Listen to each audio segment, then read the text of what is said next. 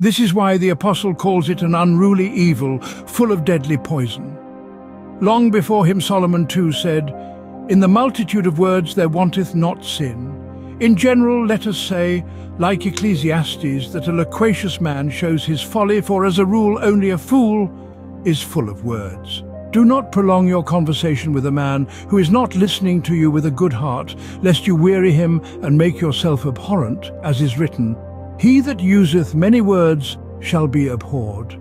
Beware of speaking in a severe or superior manner, for both are highly disagreeable and make people suspect you of great vanity and a high opinion of yourself. Never speak about yourself, about your affairs or your relatives, except when it is necessary, and even then be brief and say as little as possible. When you see that others speak too much of themselves, force yourself not to imitate them, even if their words appear humble and self-reproachful.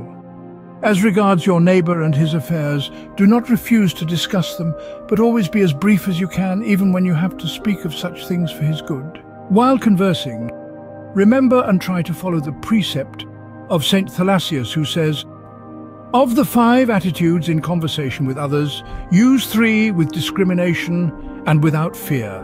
Use the 4th infrequently and refrain from using the 5th. One writer understands the first 3 as follows: yes, no, of course, or this is clearly so.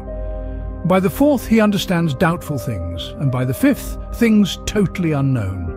In other words, about things you know for certain to be true or false or self-evident, speak with conviction, saying that they are true or false or evident. About doubtful things, better say nothing, but when necessary, say that they are doubtful and reserve your judgment.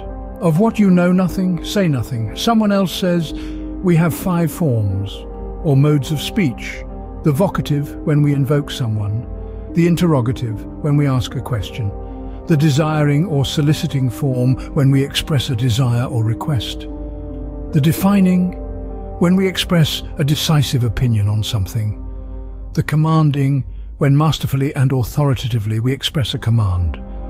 Of these 5, use the first 3 freely, the 4th as rarely as possible, the 5th not at all. Speak of God with all homage, especially of his love and goodness. At the same time, be fearful lest you commit a sin by speaking wrongly, confusing the simple hearts of the listeners. Therefore, listen rather to others on this subject, collecting their words in the inner treasure house of your heart.